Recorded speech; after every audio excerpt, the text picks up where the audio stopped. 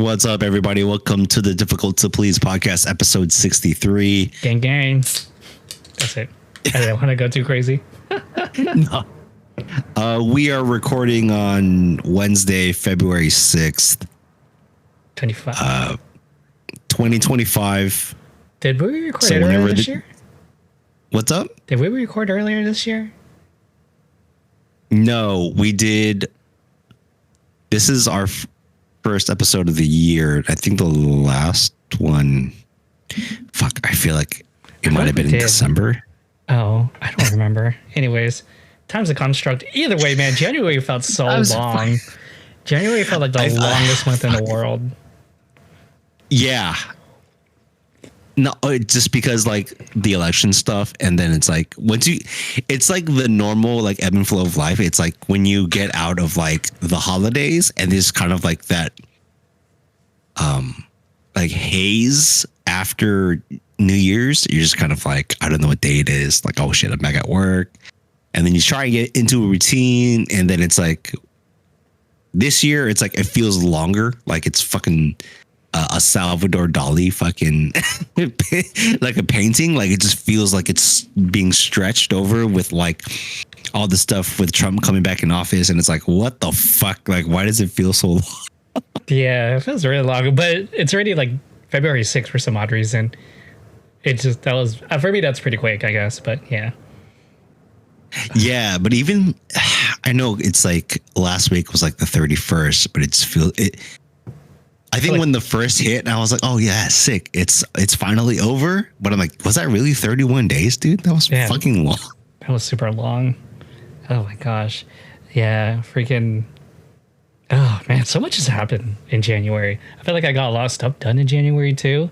I also feel like I didn't get anything done, but that's why I'm trying to track shit. Because I'm like journaling now. Like I'm really trying to be diligent about it. I'm like trying to follow like the whole James Clear Atomic Habits thing, where like you just keep everything like right next to you, and it's just open like right in front of my desk like at all times.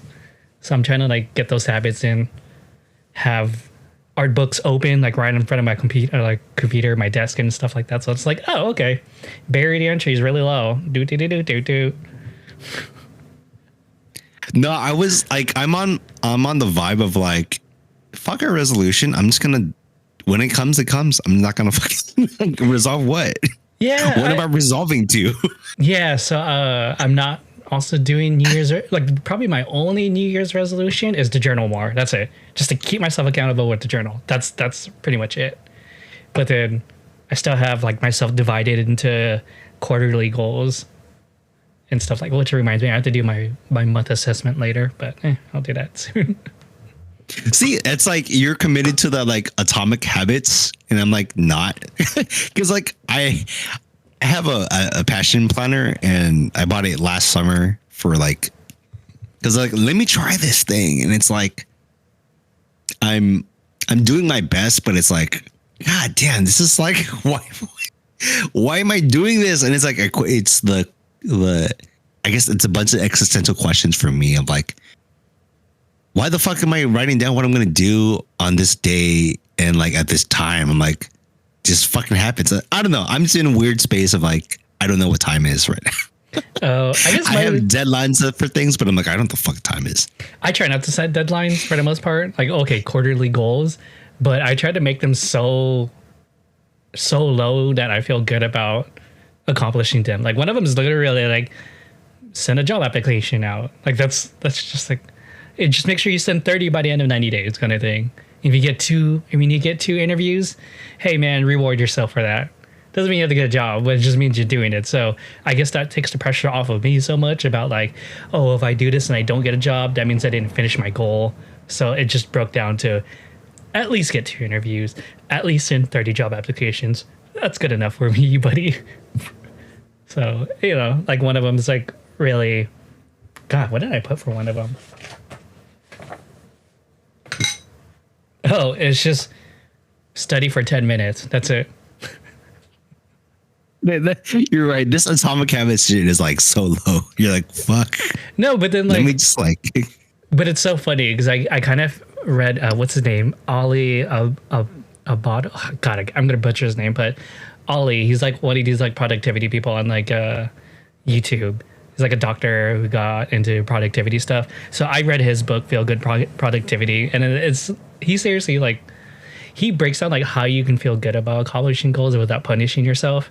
And like I kind of like took a lot of those things because he kind of synthesizes the stuff that like James Clear puts out or like the other people who do habit stuff and tracking stuff and whatnot.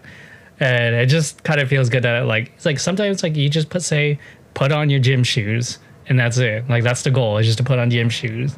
But then because you do step one, it makes you go like, well, if I'm already here, I might as well just fucking do it. Like one of them's literally it's not work out for 30 minutes. It's drive to the gym. That's it. And like if you want to go home, you can go home right after.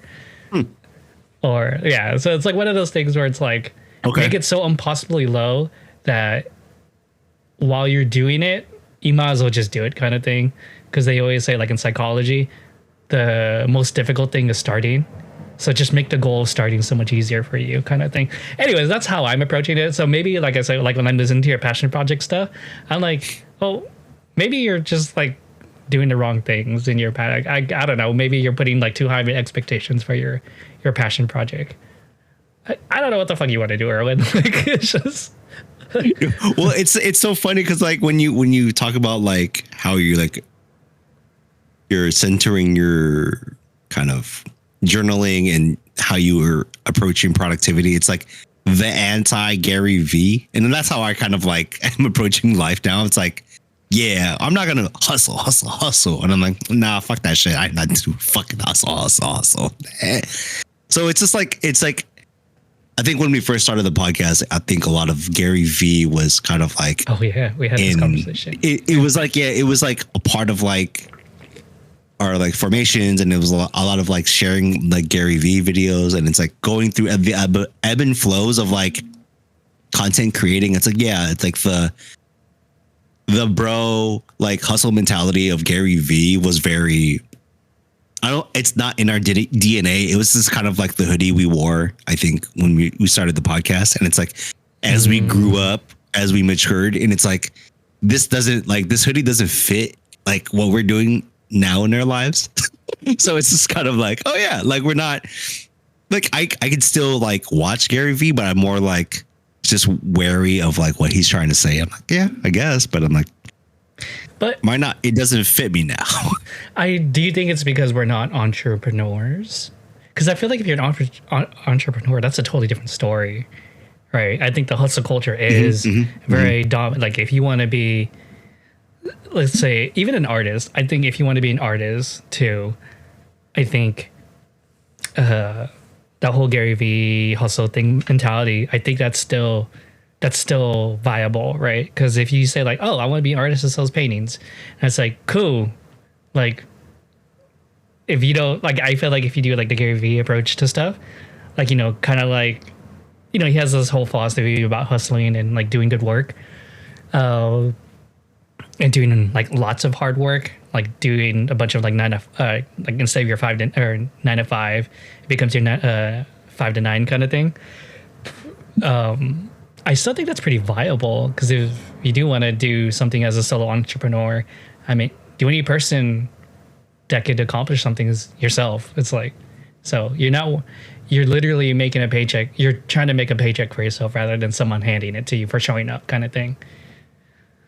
I don't know. Maybe that's me trying to defend it a little bit, but I can see. No, it's totally fine. That's why it's like, for me, it's like, that's not our hoodie anymore. Yeah, it's not our hoodie anymore. Cause I think, well, I think there's some validity. I think it also because like, yeah, we're not entrepreneurs. This is when we do this podcast, it's not a fucking money machine. We've made no money on this fucking podcast. So it's more of like what he preaches and what he's like, you know, his books, his like audio books, whatever, his podcast previously, whatever. After digesting that as like going at it for the first like few years of doing the podcast for us, and it's like, and doing our like creative careers or like just our careers in general, it's just kind of like, yeah. Like it gets you to a point, but then it's like, okay, I'm hustling, but I'm not seeing the results. And it's like, okay, then there's other like thought leaders like I don't know. For me, it's like always like Seth Godin is still kind of like, for me, like a really kind of like timeless creator, for lack of a better term. Like I still like read his blogs, and Oh yeah, I I think need to his start books. blogs. I think it's also like he has a very like calm demeanor. I think versus Gary Vee is very New York, still like in your face and like very aggressive in his style of communication, which there's obviously an audience for that, and I was part of the audience before, but for me it's like that same communication style doesn't affect me or doesn't kind of push me in a way that it used to, and that's why I see it on a different lens. So it's like, oh, okay, like the things he says, there's weight to it, but like we've said before about like different people, like even like how Seth Godin and Matt Davella and Gary Vee, they're kind of like different takes and angles into how to approach life. And it's like, maybe I'm more in, like, I've transitioned more into like, I'm just going to listen to like Scott Galloway and fucking Seth Godin about various marketing and whatever growth strategies, whatever the fuck. I think it's kind of funny because like when you mentioned it to me a while back, I'm like, well, Scott Galloway and Gary Vaynerchuk essentially talk about the same thing almost. Yeah. Yeah. Maybe you're right. Exactly. Maybe its delivery style is different. I think Gary Vaynerchuk's very good for like younger people for sure. I think Scott Galloway too is, but I think his audience is more a little bit older, right? A little bit older men, like probably late 20s, I would say. And then I feel like Gary Vaynerchuk's the person you kind of want to listen to when like you're still trying to like figure out like how to wear a suit kind of thing. And like you don't know what you're doing. You like that kind of like your level of your life. Yeah, it's still like I would want to hear just, that. you know, just move in with 5 of your homies in fucking Brooklyn and fucking do what you do. And it's like, I guess Gary Vee. Yeah, I guess it's hard to it's hard to do that to a someone our age, right? You're like, Yeah, that's what I'm saying. Like, yeah. But There's if I was my nephew there's Nate, a part of it is like there's the reality check of like, okay, this isn't this. That's why I'm like, yeah, it's a hoodie that doesn't fit. It's like it's a nice hoodie that doesn't fit anymore. Yeah, or it's like very nice it's like an all over Bape hoodie, like Okay. the OG camo or like the purple camo, and you're like, man, that's a good hoodie. But I'm like, motherfucker, I'm almost pushing 40. I don't know if I can wear a purple Bape all over hoodie, you know? I know my baby Milo hoodie's so hard for me to wear now. Like I have That's to what I'm layer saying. it. Like I was telling a friend this the other day. I'm like, if I'm wearing that, dude, I have not worn my kid robot hoodie in years. The pill one, because I'm just like, man, I'd be so embarrassed wearing it in public, kind of thing. And I was like, how's the only way I could do this? And I was talking to a friend about this. I'm like, if I wear like anime shirts or something like that now, I have to wear it like with a suit over it or something, like a suit jacket over it or something, just to like to kill the pattern a little bit, because it's just, you know, it's just it's too loud for me, man. All over prints, that's kind of like not stylistic. Is oh my gosh, I could not wear that hoodie like in public anymore. Like the Bape hoodie I have, the panda one, is decent because it's like it's just clean. Yeah, it's clean. one solid navy blue, and yeah, you go all the way up. There's the face, but that's it. It's not That's like it. all over print. Yeah, no, that's hard for me. That's so hard for me. I have to cut the color. I have to cut the patterns with like a suit, because I'm like, oh, at least it's like it's more of an accent at that point now, rather than like palette dominant. That's such a weird way of pulling it. Yeah. No, yeah, and just to tie that off is like that's how I see like Gary Vee and like, yeah, it's like really at the core of what he's trying to say is good. It's just not for me anymore. Got it. Fair. So like, I guess like easy segue. Just wanted to rant real quick. Even though it was like, I think a week ago, I don't know how long it's been, but Family Mart, the chain of Japanese convenience stores, the competitor to 7-Eleven, has announced that Nigo of Bape fame and Human Maid and Kenzo, Teriyaki Boys. Teriyaki Boy, DJ Nigo. Fucking, he's now the creative director of Family Mart, and I have no idea what the fuck that means. It's like the Kanye like line about, or that Kanye interview where someone says like, yeah, Lady Gaga is the creative director of Kodak or Polaroid, but what the fuck does she know about cameras? Like what the fuck does Nigo know about fucking like buying a katsu sandwich at 3 a.m.? Like what the fuck is going on? Yeah. What does that mean? Where's it going to be when Anthony Bourdain comes in, rest in peace, and wants like an egg salad sandwich? Okay. It's so stupid. Like what? Like it doesn't make sense to me because maybe there's a disconnect as a foreigner from Japan. Like I don't understand the reason to have Nico involved in anything. Well, what about Hiroshi Fujiwara when he designed the Starbucks in Harajuku? But I feel like that's just kind of like a one-off thing. Like the B-side Starbucks is like, that's kind of like the core flagship. That's like the flagship for Japan, but it's not like that aesthetic, and that spot doesn't carry over to other Starbuckses in Japan, right? Oh, like I see what you're saying. That. So Nigo is going to be in charge of all of Family Mart. You're like, I see what you're saying. What the fuck? Yeah, exactly. It's like, what's the plan here? Yeah, he went out and make baller ass food at Family Mart. You're like, what the fuck? What kind of convenience store is this? I can't afford shit. In this economy, I can't afford shit. It's like fucking like, what are you gonna do? Make platinum chains of katsu sandwiches, egg salad sandwiches? Hell yeah! What? I don't understand. Like, I have no. And yeah, I just feel so disconnected. I have no idea what is going on.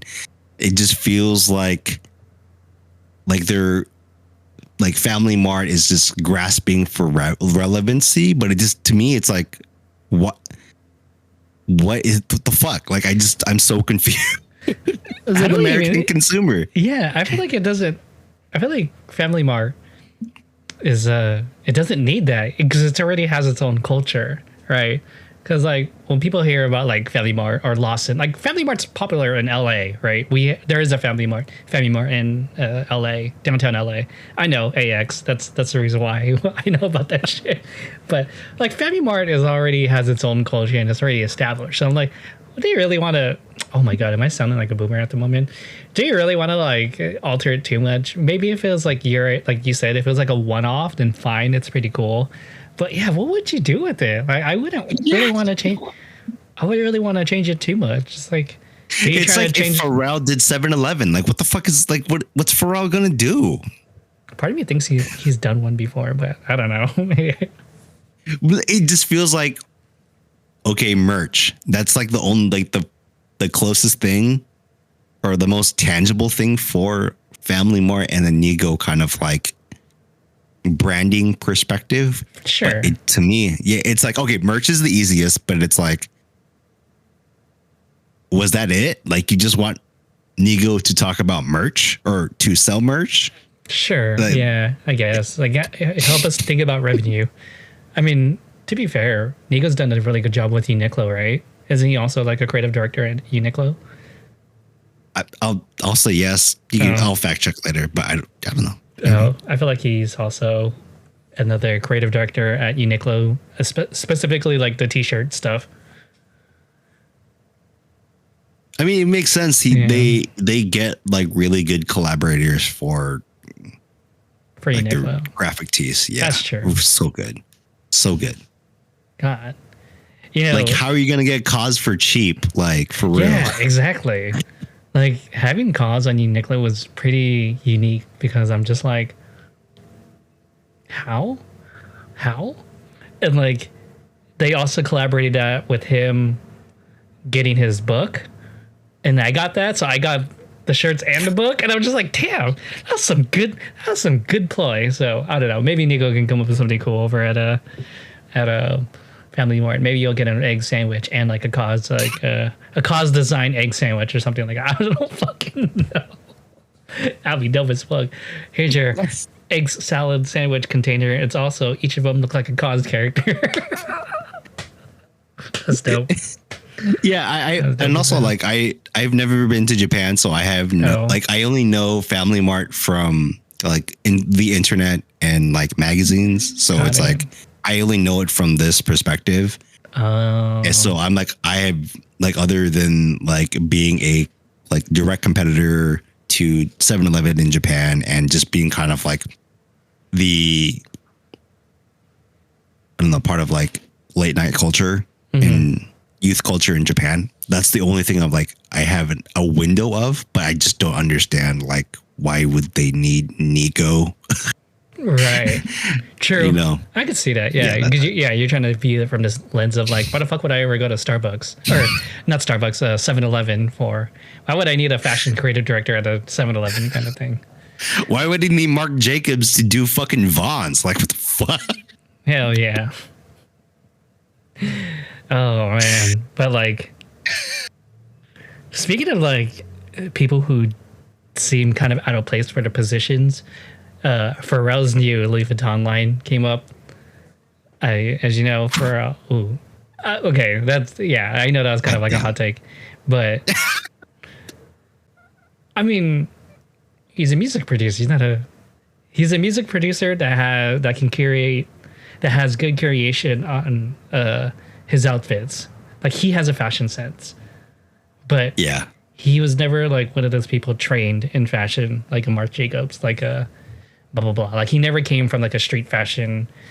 Like he is street fashion in a way, like a street fashion icon, but he never came from like the roots of like a street fashion kind of thing, like a Bobby Hundreds kind of thing or a Nigo kind of thing, right? So his line came up, and what did you think about it?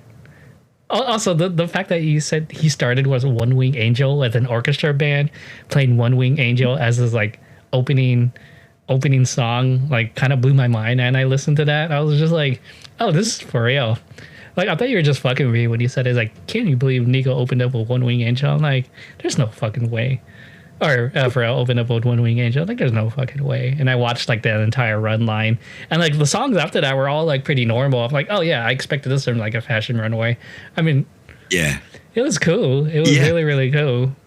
What did you think about his fashion line? What did you think about this season's fashion line?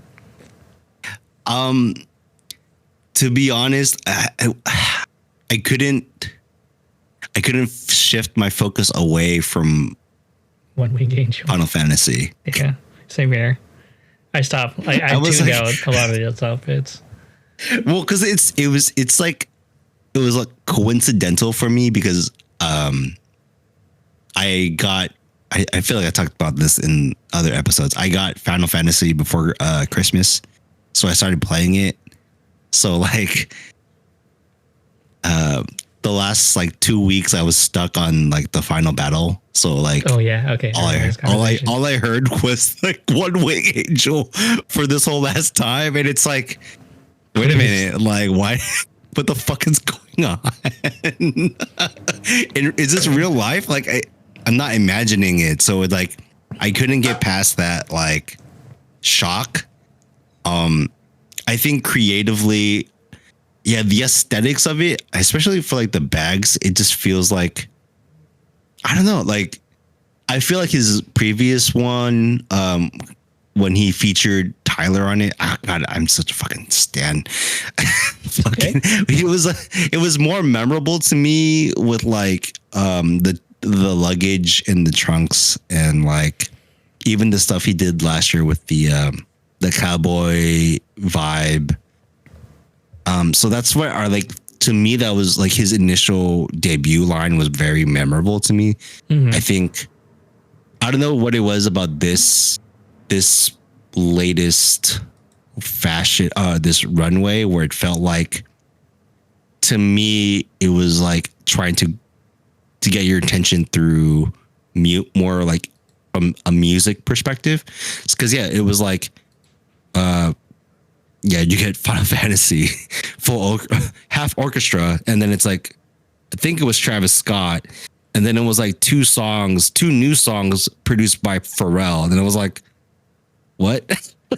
Like I just felt like it was like overload for me because I couldn't focus on the clothes, and it was like, oh shit, like got it. It was okay. I see. I'm looking at his men's spring swimwear 2025, and there's like skate pants and stuff like that for the men's section. I'm like, oh, interesting. I feel like I don't know if it was this round or if it was on the blog somewhere where there were like actual Louis Vuitton skateboard decks, and I was like I get it, Pharrell, like, but what the fuck are we doing? It's like, what are we doing? Like, fuck, whatever. Damn. So, I mean, that's my thoughts. I mean, did you have any other like kind of like takes or something that you saw interesting from it? Not. I guess what I'm saying, what I'm trying to figure out is that this, since Virgil for sure, like Louis Vuitton's become a very young brand now, or it looks like a very young looking brand now. And I get it, like, you know, you're trying to introduce like the new generation into Louis Vuitton, like what makes Louis Vuitton nice and whatnot. Because like Louis Vuitton's could be like the luxury of the present, right? And I think like what keeps Louis Vuitton is their pattern. And yeah, essentially I think Louis Vuitton is still themselves. Like, even thinking about everything, like they have fucking dog leashes, Louis Vuitton dog leashes. That's insane to me. Anyways, they have trainers and stuff like that. Like that's, I guess that's really dope. Like I don't hate on it for sure, but I think I am kind of over it. Is the best way to put it. Like I think it's that's dope. totally fine. Yeah, I think like if it was, I don't know, maybe I can't do like that. I can't do some of these like styles of the pants and stuff like that. So I don't know what it is. I would probably be more of an accessory. Like I would wear Louis Vuitton accessories instead of Louis Vuitton clothes. Right? Because I feel like that was never Louis Vuitton back then, right? Because prior to Marc Jacobs, Louis Vuitton was strictly a cut and sew company, right? Oh yeah. And then like Marc Jacobs turned it into a consumer brand. It blew up. Like whatever Marc Jacobs did, like completely revolutionized the whole high end fashion.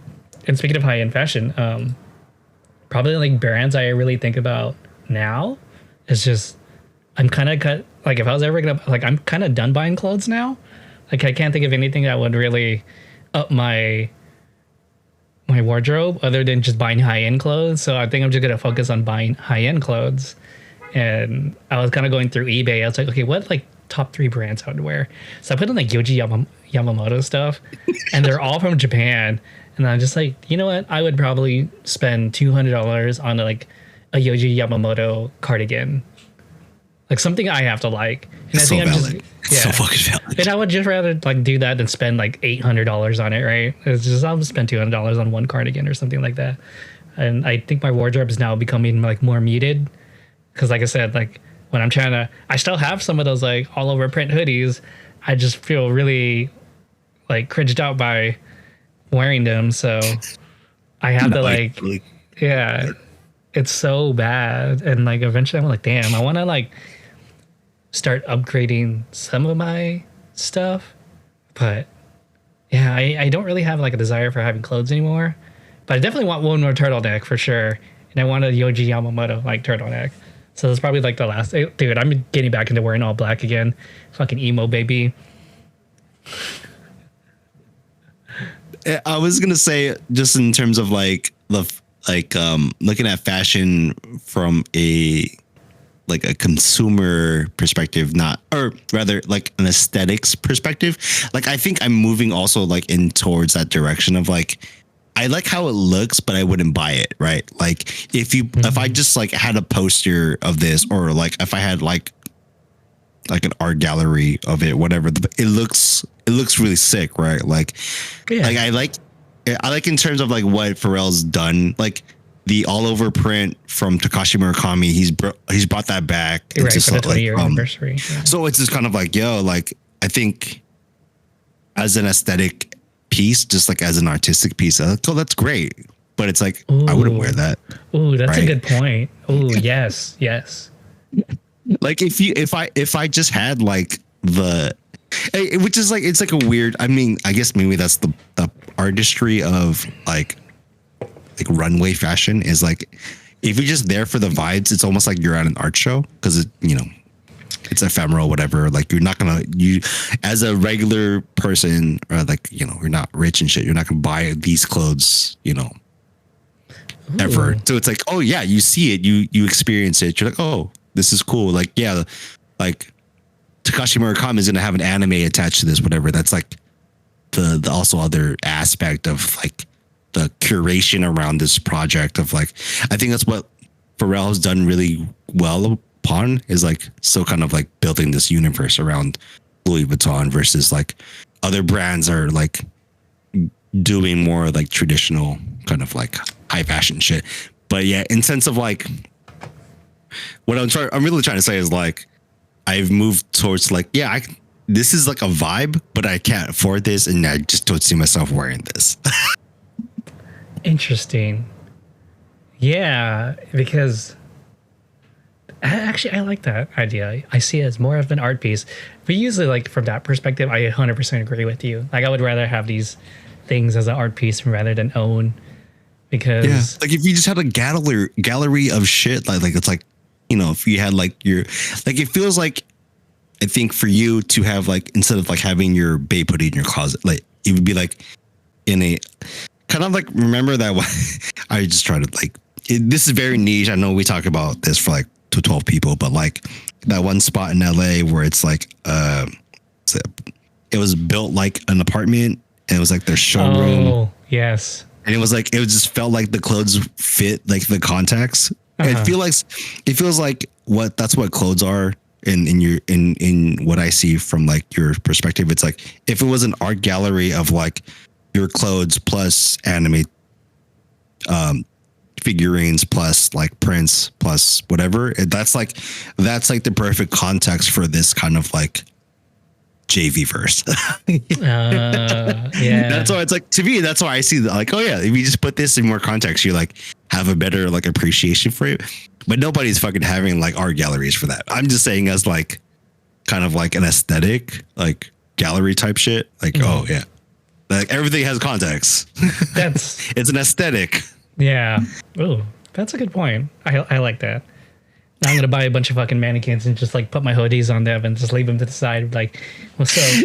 What's up, people? You like my you like my figures? Well, here's my It's babe almost hoodie. like, it's also almost like if you just like if you ever had that vision to have like a cafe, that'd be kind of like that, like a streetwear capsule cafe of like your babe hoodie framed, or like you have your streetwear bags in like an art piece. It just, that's what I'm just saying. It's like, that's what I see that, because it's like, oh yeah, that's like, that could fit.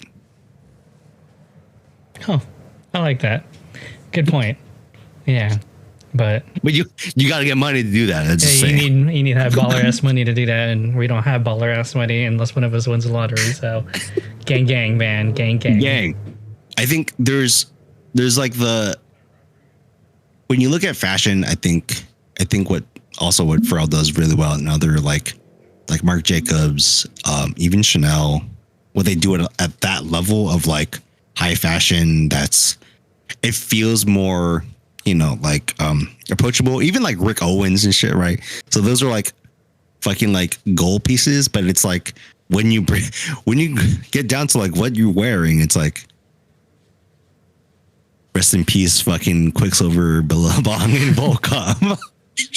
like I have not thought about those brands in probably like at least a decade, if not more. And I was sharing a post that I saw from Morning Brew. It's a valid resource. That they're shutting down their stores, and it's like, dude, I didn't realize they still had stores open. Yeah. Like I thought everything just aggregated to like San Diego kind of stuff. You know what I mean? Like those aggregate. You know what I mean? Like I don't even know what the most recent one's called, like Tilly's or something like that. I don't know what the fuck it's called. I've never stepped in there before. Sure, Tilly's. I haven't. Sure. I haven't also stepped into Tilly's in probably 20 years too. So. Yeah, so it's like stuff like that. I'm like, oh, I thought that's where they just like put the brands at. Like I didn't even know Vans still has a store kind of thing. I think they do. Like, there's no. I feel like Vans is because they're owned by private equity. Oh, I think that's they're right. better. They're better suited. I think. I don't know if Quicksilver, Billabong, Villacom are private equity owned, but it just feels like those were like the peak millennial high school like brands that kind of like. All right, well, I'll just say from like a SoCal's perspective, I don't know the fuck about anybody else. It just felt like those brands fucking ran like high school. Oh yeah, at least in Southern California for sure. At least in Southern California for sure. I mean, it was a skate surfer brand, so skate surf brand. So I guess it was everywhere in California for sure. But now it's now we have the age of the internet, and now that everybody just fucking has everybody could just go online to get Uniqlo. I don't even know what people wear nowadays, man. I don't even think people wear Supreme anymore, right? Since they got bought out. I don't even know what people buy anymore. Well, I think there's like an asterisk to Supreme. I feel like just cruising around the Reddits and subreddits, like when Supreme was peak 10 years ago, when a box logo hoodie was going for like $500-$700 whatever on resale. I think it was like the rich kids were just trying to buy clout, and the people who were like really in touch with Supreme that wanted to wear Supreme just got like pushed out and just moved on to other shit. So it's like, the rich kids were wearing Supreme, and now like they moved on to other shit. So now that's where it feels like it's like something that's really behind. It just feels like this new generation hasn't picked it up, and they've like moved on to other shit, whether that's like other high-end expensive like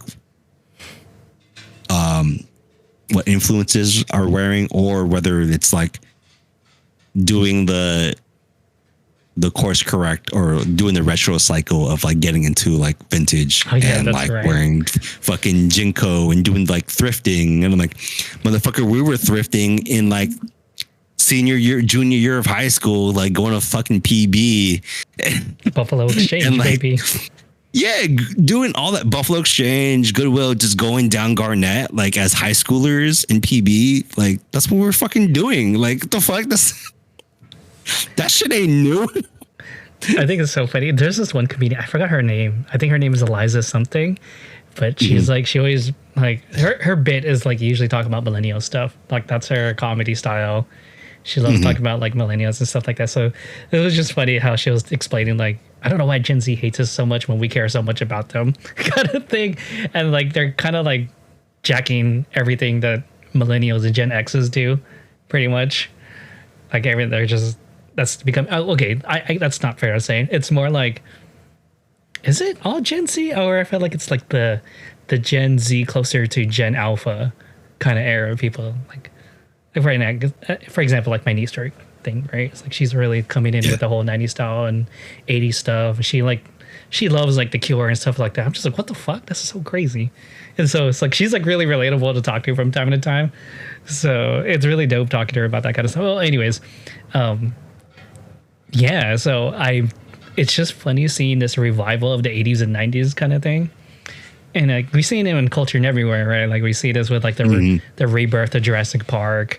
They're remaking a bunch of like 80s, 90s animes. Like they're redoing Kenshin. They redid Dragon Ball Z. They did the new Ranma. And by the way, I would recommend watching the new Ranma. I had such a fun time watching it today. Is that the one on Netflix? It's so good. It really reminds me of the old one. It's just with updated voice actors and stuff like that. And oh my God, the way that the end of Shampoo arc was so good. Anyways, just nerding out for a minute. But yeah, no, I think it's interesting because like she was kind of making this point that yeah, it feels like millennials kind of like millennials are kind of like setting the groundwork for, as she said it, millennials walk so you guys can run kind of thing. And like part of me was kind of agreeing with that. But then I was reading some like comments. I was like, what are you talking about? Gen X is the one who set that up, blah, blah, blah. I'm like, true. Gen X's were those people or are like siblings who worked at Supreme to get us Supreme clothes first. Do you know what I mean? Like they were the first ones who would get us AJ1s. They were the ones who worked in LA when no one before internet who would get us the COD shirts, the Stussy shirts and all that.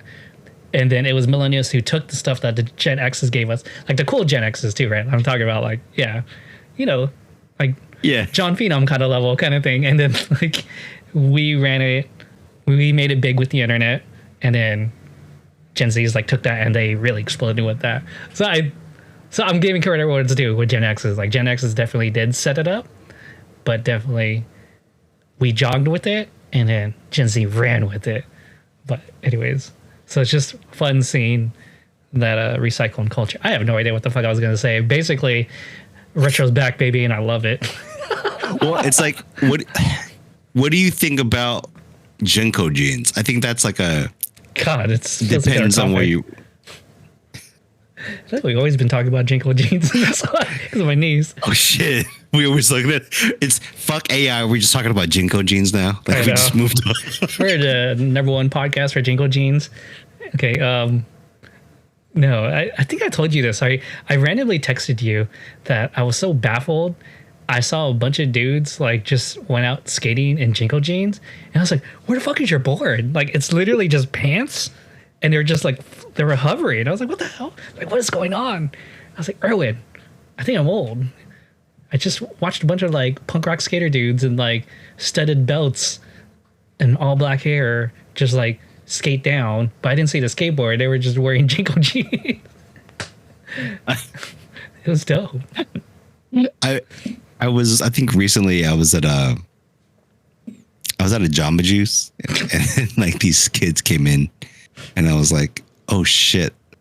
Like these like teenagers and like backpacks low, and it's like Jinko jeans, faded like black and brown hoodies. And I'm like, oh my God, I feel so old. Like I just can't process this right now. So it's like, for me, it's like I see it and like I know my brain is like seeing it in real time, but I'm like, I never thought the cycle would really make these jeans cool. Like I was, to me, it's like, I thought like when we were, I don't know, if we got bullied enough as a generation in high school to not wear those jeans again. So it's like kind of like, I don't know if it's for me, it's like, I don't know, it's just trauma. Like, I don't know. I never owned Jinko, but it's just like the shame of like ever talking shit about people who were wearing Jinko jeans. Oh yeah, I never wore Jinko jeans. Yeah. I think that was like our siblings, or like at least my siblings. They were the ones with the Jinko jean generation for sure. Gen X's were definitely Jinko jeans. I feel like I never got to wear them. Like we went the opposite path. We went to skinny tight skater jeans instead. Everything was super skin tight. Everything was like women's pants and stuff, like women's jeans. Yo, we were I don't know, we were doing Old Navy jeans, Gap jeans, and then like somewhat like the punk rock kids started wearing tighter jeans and like wearing tighter Levi's that I never knew existed. I was like, what the fuck is going on? I swear some of those were like women's jeans. I think I remember I spoke to one of the dudes in my class. He was like, he went from skater to punk rocker, or he went from like skater to like, God, what do you call those rockers? The not glam rockers, but the long hair. God, I don't even know how to describe them. But he was like one of those rocker. He went from skater to rocker, wearing leather jackets and stuff like that. Okay. and had super long hair. And I was like, yo, how do you find jeans that tight? He's like, these are women's jeans. I'm like, oh shit. It was a big dude too, so just massive muffin top kind of level. But it was like, I respect that, dude. That's dope. You own that shit. See, that's, man. Remember you sent me that post where like people should just be weird, and like I'm glad I'm not sure how it is with schools now, but coming from like that time period where you had the Quicksilver jock kids, the Hot Topic people, I don't even know how you want to describe the certain punk rockers. You had the cool Asians, the nerdy Asians, like literally everything from what's that one movie? Fucking Mean Girls. Mean Girls? Yeah. Like having all those different fashion styles seems so sick. And the fact that like you don't really, or I felt like when everyone starts addressing the same, I think everyone kind of loses their originality. And I kind of miss that. Like I like kind of like what, you know, I was talking shit about those kids with the Jinko jeans over there. Like I might talk shit, but at the same time, it's like, well, I'm glad that happened, right? I'm glad these different cultures are happening. Like I'm glad someone could wear like super nice clothes, or actually, except for tech bros, for some odd reason, man, I've been fucking hating tech bros lately.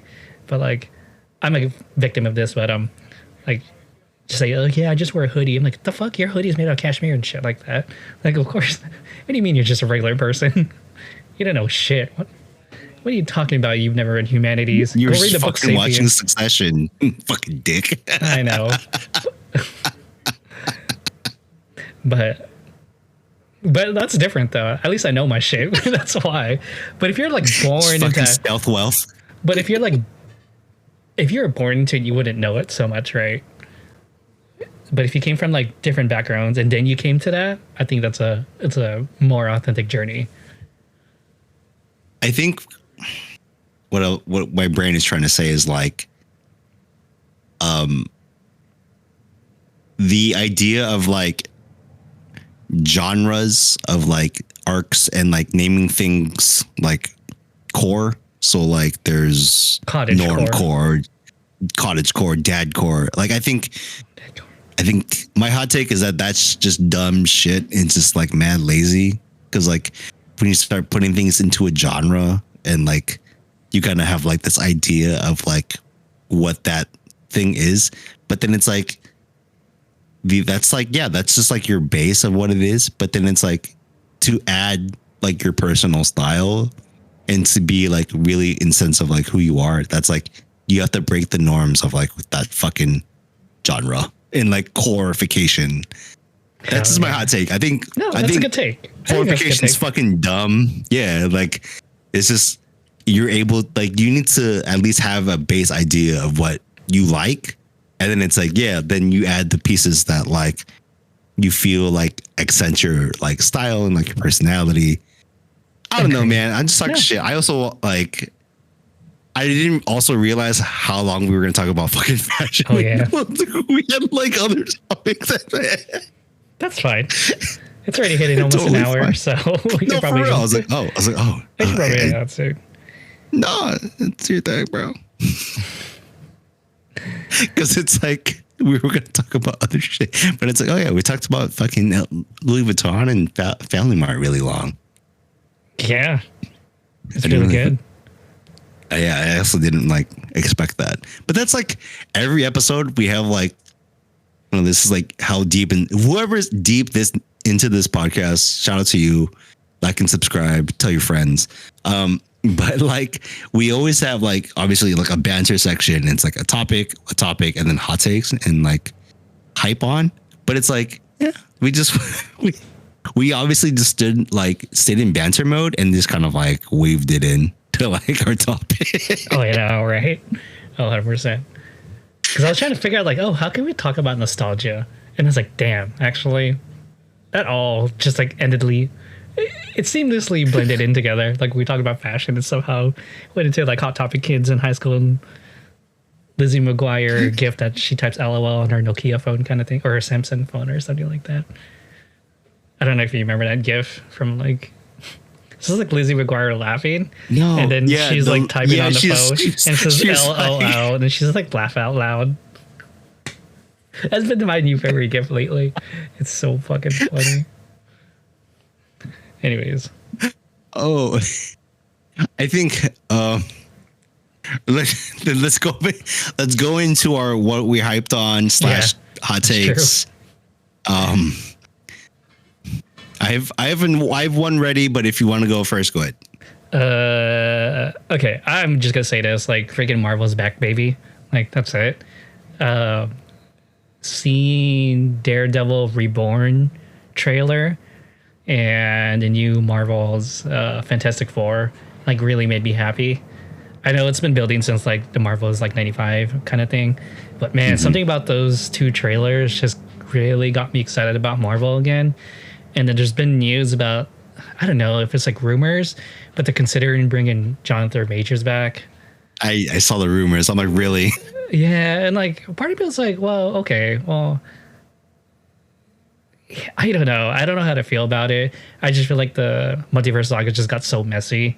It could have been like it just felt like a cameo excuse for cameos everywhere, right? Which is totally fine. I get it. That's cool.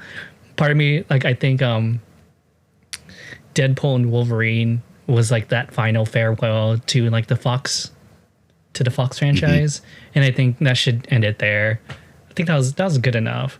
So excited for what's coming up in the new Fantastic Four and Daredevil series. That's really truly the only thing I'm hyped about, other than Ranma 1/2. What you got? I kept it short for once. No, yeah. I'm not gonna do a hype on because I just feel like my take is I think everyone just needs to do a blog again. Oh, like, explain. Just fuck social media. Like, let's just go back to 2007. Let's go Zynga. Let's bring it all back. RSS feeds. I will do like if everyone. I don't know if everyone. It's obviously not going to happen, but like if just the friends just started doing a blog roll again, where we just share each other's blogs on the side, and it's just like I would rather do that than social media because I feel like not only like because we post on apps that are like billionaires own it, we don't like if we dip, we can download the content, but essentially it's on their platform. Like fuck, man, let's just fucking go back to domains and like fucking blogging like every fucking day and shit. I would be like totally up for that if everyone did it. Otherwise, it just feels like I'm blogging at the end of the blog era. Like blog era ended like in 2010. What the fuck? That's what I'm saying. Like, I feel like I would just be blogging into like my WordPress, and then it's like, I'm just gonna start just posting. But I'm like, I low key just miss writing words and shit. But I also miss like the kind of like aspect of not having to scroll all the goddamn time. Like I don't have to go to like the condo blog or like Lance's blog. Lance no or blog? Christine. No, I don't think so. Or like Christine's blog. Like I don't like when I look at their, you know, profiles or my friends' profiles, right? Like I'm just like freshing. I feel like I'm like, oh, do they have new content? Like is there a new story? Did Lance post a tweet? But then it's like if you're fucking back on peak or like the end of the blog era, it's like, oh, he's just done. He's done posting for today. I'll see him whatever he's gonna post tomorrow or like the fucking next day. That's all. That's my take. Go back to blogs. Bring them back. Interesting. Have you ever heard of a? It's an app called, I'm not sure if it's called Timeline or it's called Tapestry. Hold on. So Timeline is an app by Tapestry, and basically it just gets it's a single area where you can add feeds to it, and that's it. So it acts like a social media form or app, but all it is just like you have to add your feed to it. So it's basically how God, what was that one news thing you sent me a long time ago? It's like the thing with like squares, and you would just follow. You would add blogs and stuff like that to it, and that'll be your central hub. I know what you mean. I know what you mean. Yeah, so, I already forgot. It's been so long. Yeah. So Timeline is that. So it's basically like just contexts of like people you either follow. You can add people from Instagram. You can add blogs. You can add whatever you want. It's all yours. It's just blank. It's just completely blank. And you just add stuff to it. So you just go through and be like, oh, if you really want to specifically follow Lance and all his platforms, you could put all of Lance like on there. I don't know why we're using Lance as our thing, but like if you want Lance on Threads. I just thought about the condo blog and then like everyone else around the condo blog universe. True. Right. Oh my god, the condo blog. Oh my god, we really did all have Adonis, Lance, fucking Christine, Ray. Yeah, they were really good writers. That's the thing. That's what I'm saying. There was like really good storytelling. It's like I low-key miss that about my friends. Like they were really good storytellers, and like I kind of like I tried to do my best to like follow suit in being a online storyteller of that kind of like caliber. So it's like I was really proud of like the peak content of like the blog era homies. So shout out to all the like PQ homies, Mary Mesa homies. Like it was a vibe. It was a time, man. Yeah, interesting. Huh. I considered doing that, but okay, what if instead of doing like a blog style, they would do like if everyone, man, that would be so weird if I said like a journal podcast, like a blog podcast. It'd just be a solo creator and it's just them, kind of like how George Hahn reads like Scott Galloway's blog posts. That's it. It's just, that's it, what it is. It's just reads of that and that's it. I'm just reading what I wrote today. So other than that, you can either take my writing or you can take me just reading my blog posts or something like that. I don't know. Interesting idea. Maybe we all should start blogging. I like that. I don't know what the fuck I would write now. It's the fucking counter of like being like so connected through like social media platforms. I'm like, fuck a social media platform. Just go back to domains. Like Blogspot is dead, but like just go back to buying a domain. Like that's what I like. Yeah, I have my portfolio site, but I'm like, I've been really thinking about like, what if I just do my weird blog and just do my thoughts and just be anti fucking social. Yeah, I'd have to go back to MySpace and pick up my soy latte blog post that got fucking people talking for like a good year. I think people stop talking about that shit till this day, dog. The soy latte. If I ever see Martino, he's like, hey, what do you think about my soy latte post? Bitch, it's the soy chai, motherfucker. Oh, yeah, that's why. Chai latte. See, I forgot my own story already. It was a pretty profound story, I think. It's a profound story. I just remember the comments on it. Why don't you just get a different drink, dog? Which is also very fair. Or what was there was another one. It's like, why don't you go to a different Starbucks? Why don't you go to fucking Coffee Bean, get something else? See, symbolism, man. I thought I was a decent writer. She was deep, dog. That's what I'm saying. We were like, I don't know. Like, obviously, this is the initial idea behind the podcast was to be like podcast plus blog, and it's like, I don't know. It was like past peak blog era. So for now, it's like, yeah, it's been a podcast for whatever it is. But like, yeah, it's a trip to see like the journey of like the arc over like 20 years of like who we were. Like, dude, we were fucking pretty deep as like, as like homie philosophers. Like, what the fuck? Like, we were really fucking. Oh yeah, we were really into like, philosophy. What the fuck? What we were on some fuck. We were on some shit, dog. Yeah, that was before weed was legal too. We were just out here thinking and reading. Life shit, dog. Yeah, it was just reading, writing, and it was reading and writing, and that's it. That's what generated us. Man, it was a time you and I were really into Plato. Like, we just kept talking about Greek philosophy. God, yeah. What the fuck? I know. And it's just kind of like a trip of like, I think about it. I'm like, yeah, man. Like, the foundation of like, fuck, I feel like we're just going in like another fucking 2-hour segment. Yeah. Anyways, let's just cap it here. Start writing all. Start a blog. Turn into a blog. Everybody start a blog. Yeah, start a blog. Even if it's an audio blog, start a blog. Get your thoughts out there. Someone's going to vibe with it. Black Horse Was it Dark Forest Theory? That shit. Dark shit. Black Forest, like it's fucking. Was it Black Forest? Dark coffee Forest. bean? Oh, so Let me get that Black Forest ice blended, please. Hey yo, our espresso machine don't work. You got to get coffee at fucking Coffee Bean around the block. Sorry. Hey, Coffee Bean. I still go there every winter for the winter dream tea. Anyways, blog more. Okay, fuck. wrap it up. Yeah. We're doing it again. Yeah, All right. let's wrap it up. Again, like and subscribe. Share our content. Thank you for making it this long. If you are on the full podcast, we'll cut it up, do shorts again. I wish TikTok was still around. Anyways, this has been episode 63. We'll see you guys later. Peace.